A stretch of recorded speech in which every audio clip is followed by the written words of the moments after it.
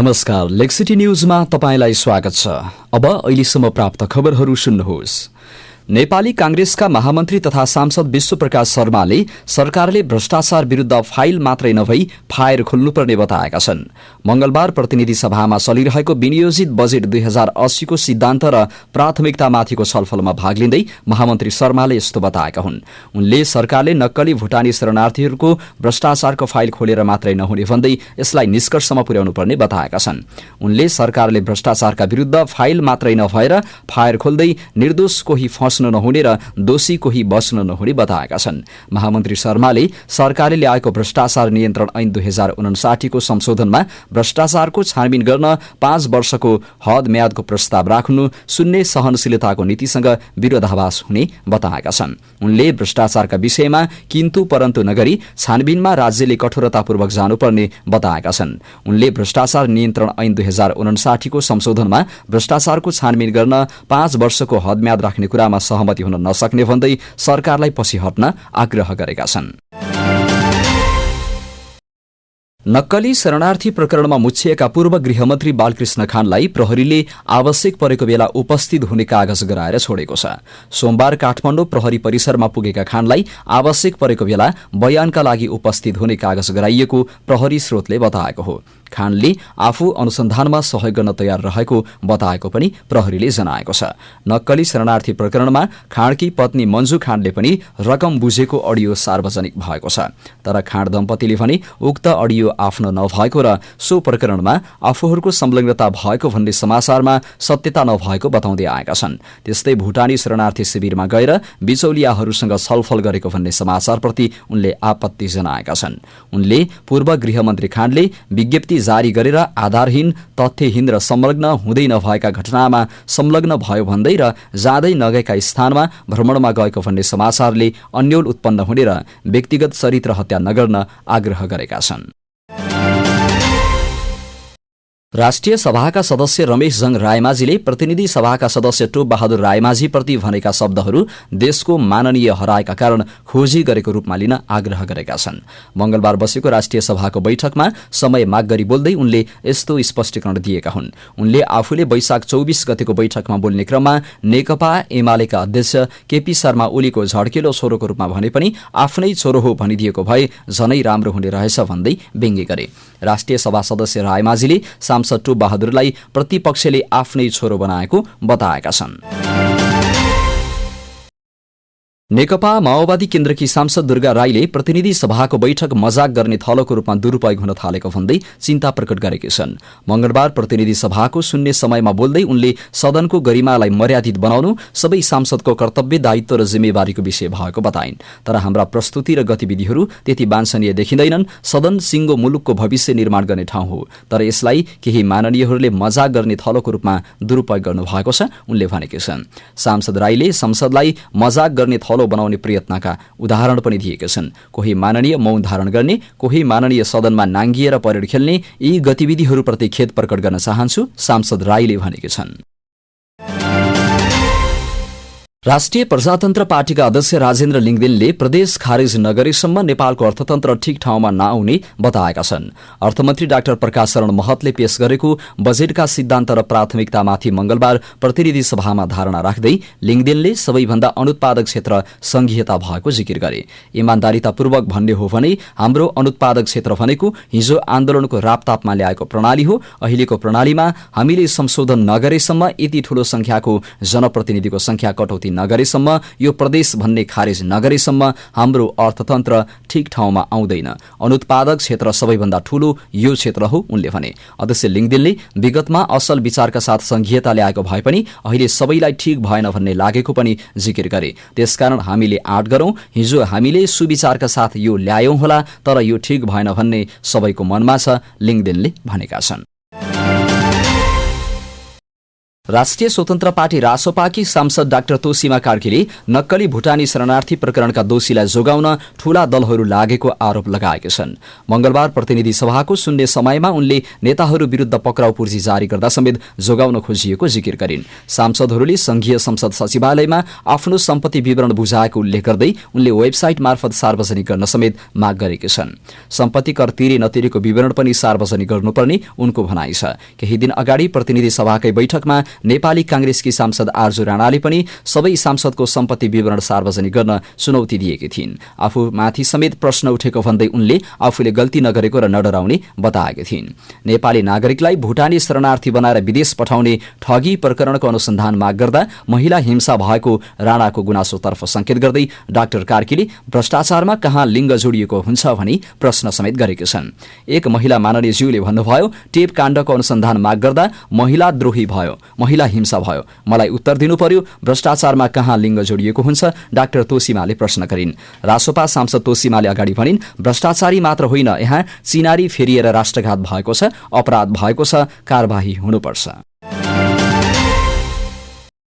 जनमत पार्टीका अध्यक्ष डाक्टर चन्द्रकान्त राउतले सरकारले आगामी बजेट मानव केन्द्रित विकासलाई प्राथमिकता दिएर ल्याउनुपर्ने बताएका छन्।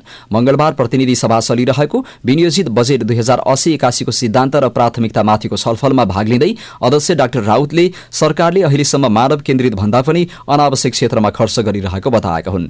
विगत लामो समयदेखि विकासको गलत मोडल अभ्यास गर्दै आएको बताउँदै उनले गलत विकास मोडलको अभ्यास गर्दा विकास भनेकै ठूला ठूला भवन, विमानस्थल र सड़कहरू भन्ने भाष्य कायम रहेको बताए। उनले प्रहरीका कर्मचारीहरू तलब नपाएर रोइरहेको अवस्था रहेको भन्दै यता सरकार एयर ट्राफिक नभएका ठूला ठूला अन्तर्राष्ट्रिय विमानस्थलहरू ऋण लिएर भए पनि बनाउने तयारी गर्नु गलत भएको बताए। उनले सरकारले नागरिकलाई स्वास्थ्य उपचार दिन नसकेको बताउँदै ठूला भ्यू टावरहरूलाई बनाउँदै गइरहेको बताए। उनले सड़कमा प्रति घण्टा 100 सवारी नगुड्ने सड़कलाई 4 लेन बनाउने भन्दै सरकार लहलहीमा लागेको आरोप समेत लगाएका छन्।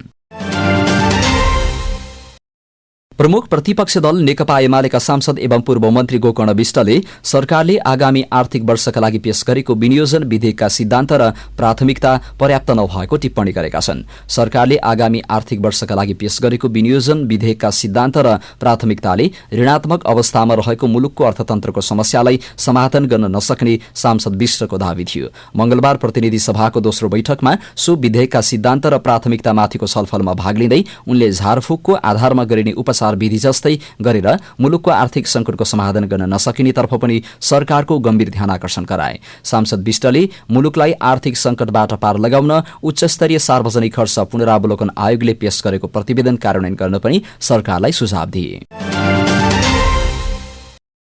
नेपाल मजदुर किसान पार्टीका सांसद प्रेम सुवालले नक्कली भुटानी शरणार्थी प्रकरणमा शीर्ष नेता जोडिएको भन्दै व्यङ्ग्य गरेका छन्।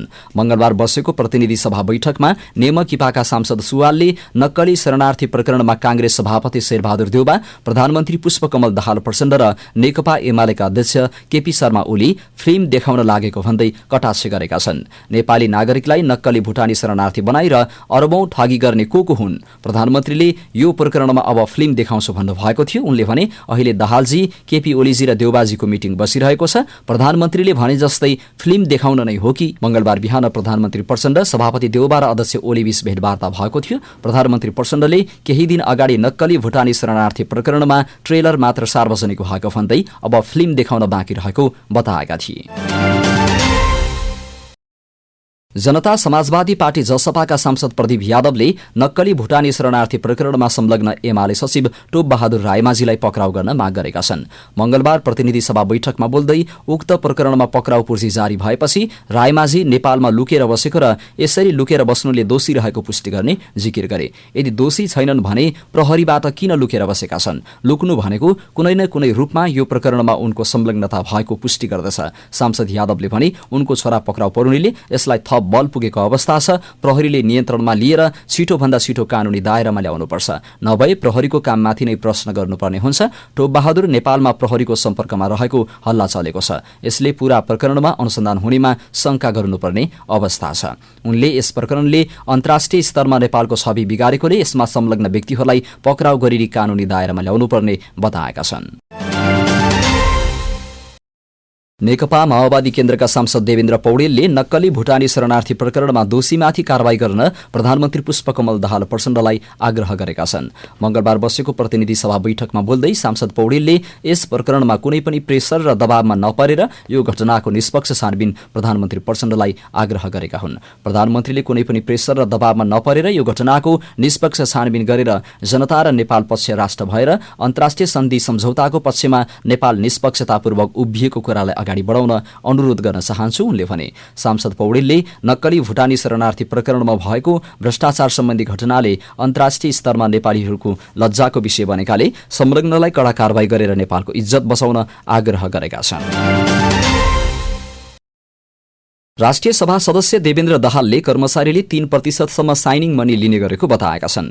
मंगलबार बसेको राष्ट्रिय सभाको बैठकमा बोल्दै उनले कर्मचारीले साइनिङ मनीको रूपमा 3% लिने गरेको उल्लेख गर्दै यस्ता कामहरू रोक्नका लागि सरकारले कस्ता कदम चालिरहेको छ भन्दै प्रश्न गरेका छन्। सदस्य दाहालले कर्मचारी, ठेकेदार र नेताहरूको मिल्योमतोमा भ्रष्टाचार हुने गरेको दावी गरे। उनले भ्रष्टाचार न्यूनीकरण गर्न सरकारका प्रतिबद्धताहरू पनि माग गरेका छन्। अर्थमन्त्री डाक्टर प्रकाश शरण महतले राष्ट्र बैंकले चाँडै मौद्रिक नीति खुकुलो बनाउने अपेक्षा आफूले राखेको बताएका छन्। मंगलबार राष्ट्रिय सभाको बैठकमा सरकारले प्रस्तुत गरेको आगामी आर्थिक वर्षको बजेटका सिद्धान्त र प्राथमिकता बारेको छलफलमा सांसदहरूले उठाएका प्रश्नको जवाब दिँदै यस्तो अपेक्षा राखेको बताएका छन्। उनले बैंकको ब्याजदर घटेसँगै व्यापारको लागि ऋण लिनेहरूको लागत कम हुने र व्यापार व्यवसाय फस्टाउने बताएका छन्। उनले सरकारको तर्फबाट पनि पुँजी खर्च हुन नसक्नु र मौद्रिक नीति बैंकिङ क्षेत्रबाट पुँजी परिचालन चाहे अनुसार नहुँदा अर्थतन्त्रमा केही समस्या सिर्जना भइरहेको बताएका छन्। उनले लक्ष्य अनुसारको आर्थिक वृद्धिका लागि पुँजीगत खर्चको प्रभाव बढाउन आवश्यक रहेको बताएका छन्।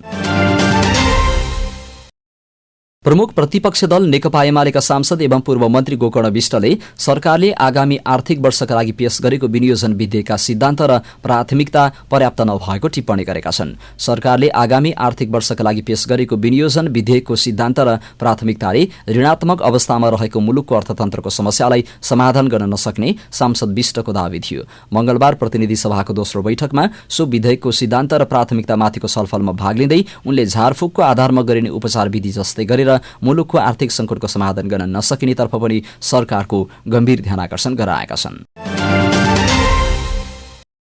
संचार तथा सूचना प्रविधि मन्त्री रेखा शर्माले संवैधानिक व्यवस्था अनुसार प्रेस तथा अभिव्यक्ति स्वतन्त्रतालाई सुनिश्चित गर्न सरकार प्रतिबद्ध रहेको बताएका छन्।